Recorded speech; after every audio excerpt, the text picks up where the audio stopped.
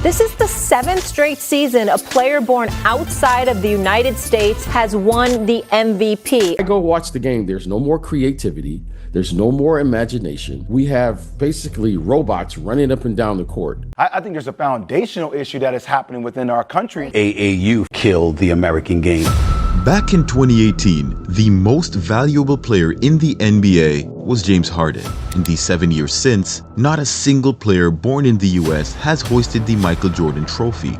As a matter of fact, since the beginning of this decade, not a single American player outside of Stephen Curry has even sniffed the top spots in the MVP race, with European, African, or Euro-African players regularly dominating the top 3. Last year was by far the absolute worst, as the top 4 spots were claimed by 4 non-American players under the age of 30. Serbia's Nikola Jokic, Canada's Shai Gilgeous-Alexander, Slovenia's Luka Doncic, and Greece's Giannis Antetokounmpo. This puts into perspective the direction of American basketball as well as the talent spread as the rest of the world catches up to the USA. What makes this even worse is that LeBron James, at 40 years old in 2025, is still considered a top 3 American-born player behind Jason Tatum and Donovan Mitchell this season. Something is wrong.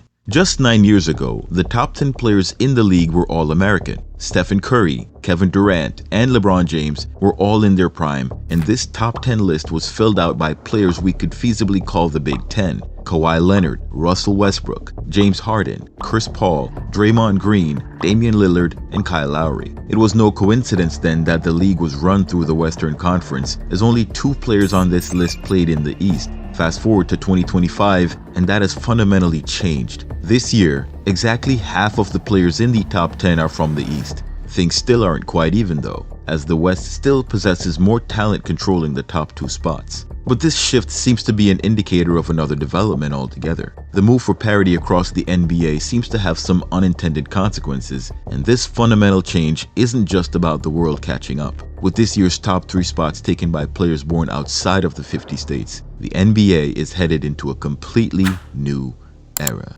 You are watching. What is happening to American basketball talent? Is there a grassroots problem with AAU basketball? Is the recruitment system simply failing talented players? While the league itself clearly still has talent, with Giannis Antetokounmpo, Nikola Jokic, Shai Gilgeous-Alexander, Luka Doncic, and Victor Wembanyama no less, who became one of the best players in the league in just his sophomore year, what's disturbing for the US is, you guessed it, the fact that these players did this without going through the United States Prep to Pro programs. This should be a troubling sign for local development. Worse yet, this also coincides with a push from Adam Silver for parity across the league, and you're now getting some of the lowest overall ratings the NBA has ever seen. Is it really just a coincidence, however? While the NBA is saying the lower ratings is because people are switching to alternative viewing methods, I can assure you this isn't the only reason. Some are pointing to the fact that teams are taking more threes, and there might be some truth to this. The league has been raking in cash and gaining in overall popularity, especially since the Stephen Curry era began in 2015. So with these changes happening at the same time, there's at least a case to be made. Regardless, however, this points to one thing. The American side of basketball is failing terribly. The NBA is doing absolutely nothing to fix the problem and might actually be making it worse. One of the biggest reasons for major growth in NBA revenue has been due to the rise of NBA dynasties. Historical teams like the Lakers, Celtics, Bulls, and most recently the Warriors have been able to connect with fans across the globe. But extending these dynasties comes at a significant price, much more than what teams can reasonably expect to pay to keep their star players. What's even worse is when these teams are built through the draft. The new CBA rules essentially legislate these players out of their team and fan base by disallowing the franchise from paying them salaries without paying an exorbitant amount of luxury taxes. Despite bird rights rules, it is now much cheaper for a second team to sign away your second or third best players, which forces said players to redistribute their talents elsewhere. Not only do they lose a portion of their current fan base, but potential earnings in jersey and sneaker sales within a specific market also take a hit. The perfect example of this is Jordan Poole, who went from top 15 in jersey sales at the end of the 2022-23 season while he was with the Warriors in a larger market to falling completely off the radar when he went to the smaller market Wizards. While the NBA's push for parity in the league could be seen as a positive, at best, this push is questionable as big names in small markets just don't attract a lot of viewers. So how else is this push for parity impacting the league? Look no further than the 2025 NBA Finals. Just how many people are really tuning in to watch two small market teams duke it out in the highest level NBA games? The OKC Thunder versus Indiana Pacers matchup has been the least viewed since 2020 when COVID forced the league to host the NBA Finals in the bubble. As a matter of fact, since they've been keeping track, outside of the bubble, Game 1 of the Pacers-Thunder series has had the least amount of viewers of any Game 1 in NBA Finals history. This series is on its way to having less views on average than any NBA Finals series in history outside of the 2020 NBA Finals. There is potentially a bright side to this, however, and I'll discuss how the league's brass expect things will turn out. So how does this parity across the league specifically affect American basketball? First, let's talk about what parity means. A few years ago, an idea regarding shortening the NBA season due to the number of games putting excessive wear on players began circling. Instead of lightening the load, the league introduced the in-season tournament. While this does make the mid-season more interesting, the results on talented playoff teams is quite telling. Not only are your most talented players forced to miss huge amounts of games at the end of the season, they're also load managing. You don't need me to tell you what this does, but I'm going to do it anyway. If you've gone to an NBA game, you've likely experienced it. You bought an expensive ticket to see your favorite player live in your city, but instead, you're forced to watch bench players do cardio on the court because the player you want to see is either out with injury or taking a game off to avoid one. So when it comes to parity, this might actually be bad in the sense that it discourages ticket holders to some extent because, to be totally honest, it's usually one or two extremely talented players that put people in the seats unless you have one of two things. The first being a large market. Teams like the New York Knicks and Brooklyn Nets have a robust basketball culture, fostering two of the largest markets in the league. If you don't have a large market or a star player, the only other way to put people in the seats is by winning championships. The best example of this is the Golden State Warriors before 2015. This team unlocked the formula for the NBA, which is what has led them to seek parity across the league. The Lakers, Celtics, Bulls, Spurs, and Warriors dynasties, which have won so many championships, now have some level of saturation in their markets. Because of this, the potential for growth leaves a bit to be desired. But that's not the only reason the league wants to move away from dynasties altogether. While the dynasty itself leads to incredible growth of the franchise, this risks those small market teams becoming so insignificant that the NBA product as a whole ends up becoming too concentrated on just a few teams at the top. The league would be okay with a new team winning 2 or 3 championships, but after that, the winning no longer serves the league any purpose. It becomes more beneficial for a new team to build a fan base to restart the process. This would be more of a long-term move for the NBA because ideally, they want a league where any team can win on any given night. With only 30 teams and some states having multiple franchises, this seeks to take advantage of new markets, something which goes hand in hand with the addition of new franchises. Now, not everything the league does seems to go hand in hand with this philosophy. If you want proof, look no further than the Luka Doncic trade. Why would a team trying to win a championship trade their star player mid-season to a team in the same conference for the older and injury-prone number 2 player? Unprecedented behavior, but the receiving team, the Lakers, are one of the largest franchises in the NBA. Plus, they got LeBron James. Ever since the Lakers traded their core for Anthony Davis, they've struggled with attracting young talent. Despite having LeBron James, he's 40, and expecting Anthony Davis to be the face of the franchise after LeBron leaves might be a tough gamble. Without a doubt, the NBA needs to help their large market franchises maintain some semblance of being competitive, not to mention to try and save a legacy. They threw the Lakers a bone in giving them arguably the greatest young player in the league, and you wonder why the Dallas Mavericks got the first overall pick. So Dallas loses Doncic and wins the Cooper Flag sweepstakes. The Lakers still failed to compete in the playoffs, and the ownership ended up selling off the team. Make of that what you will. But there's definitely a lot more to come out regarding that situation.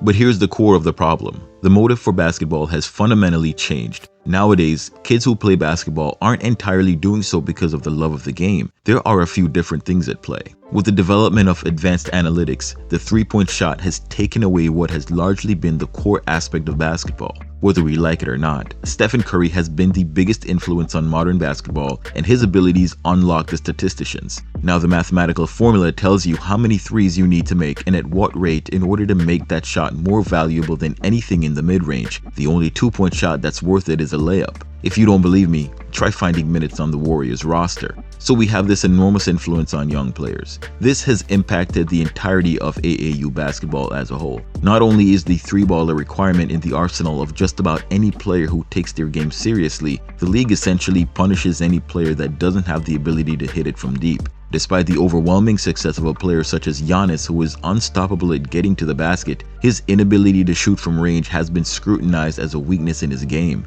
I shouldn't have to point out the absurdity of a player at his size and athleticism being knocked for not having an outside shot. But like many of the top players in the league, he's a guy who didn't develop his game inside the US. You can't even argue the multiple sports angle anymore, because basketball specifically has some of the craziest American athletes you've ever seen. So why isn't America producing these unicorns that we're seeing from other parts of the world? These players are all thrown into the AAU meat grinder. They're then coached to play with pace, same as the NBA, and doing so we get players taking early threes in order to compete. Even though a player like Steph Curry is 6'2", his game translates to some of these smaller kids who have more leeway to shoot from distance, and this widens the pool of competitive players at the lower levels. So now you have a ton of players who play run and gun basketball without a whole lot of half-court game in their skill set. To make matters worse, instead of playing a variety of sports like the entire rest of the world, these kids focus singularly on basketball from a young age. The pool of talented players becomes a bit murky, and instead of the truly skilled players getting to the next level, we have a countless number of above average players who aren't exactly great players, but very good shooters who can run up and down the court. Combine this with the sheer luck aspect of drafting the next generational player, and it soon becomes anyone's guess. So it's no longer about the talent, it's about who can afford to get their kids enough reps in to look as if they're good enough to be in the league, simply because they can shoot the ball from distance. This has become the NBA's biggest problem, and no bigger stage to see it than the NBA Finals between the Indiana Pacers and the Oklahoma City Thunder. While I'm not downplaying the talent on OKC, how does a team of unestablished young players who are nowhere near their prime dominate a league full of superstars in their prime? The grueling season is just one aspect. The league has been trying for years to make this a young players league, which obviously benefited OKC as well as Indiana. The older rules on the books that made it difficult to give older players opportunities weren't getting the job done, so the newer collective bargaining agreements reflect a further shift in the balance. If a team is going to keep an older player, it will be very expensive. This has handicapped teams such as the Warriors, who have had to let go of some of their talented young players in order to appease and hold on to their former championship players again, because you only get to keep your players for a period before it becomes offensively expensive to keep them.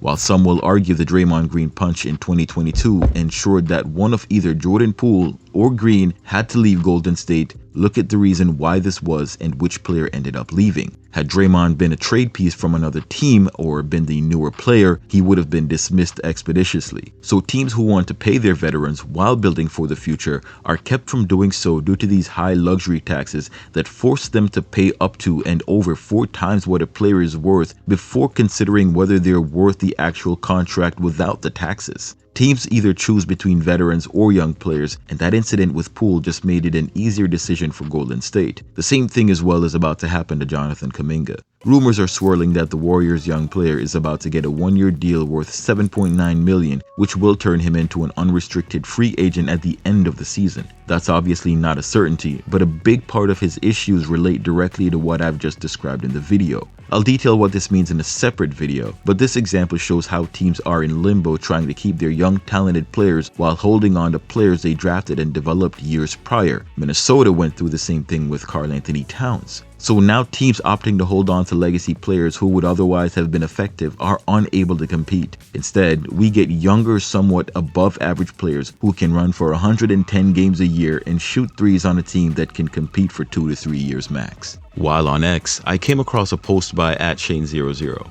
Bill Russell won 11 championships. No star has won 11 since. Kareem and Jordan won 6 championships. No star has won 6 since. Kobe and Duncan won 5 championships. No star has won 5 since. LeBron and Curry won 4. Notice a pattern? It's almost like it's harder and harder to win the better the league gets. This matches up exactly with the theory that I just proposed, that there aren't likely to be any more dynasties and teams will win no more than 2 or 3 championships with each star player. So parity seems to be punishing American basketball and rewarding the top talent in EuroLeague basketball. While this might be great for the league in spreading the wealth of talent across the NBA and possibly expanding the league, it's going to be just about impossible for any more dynasties to exist.